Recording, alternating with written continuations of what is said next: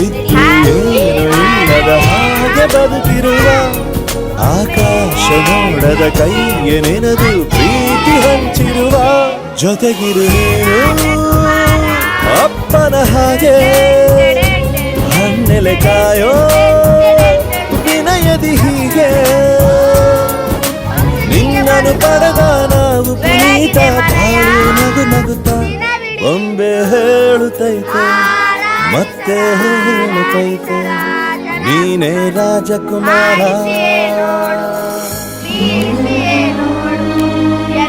ಸೋಲಲು ಸೋತು ತಲೆಯ ಬಾಗಲು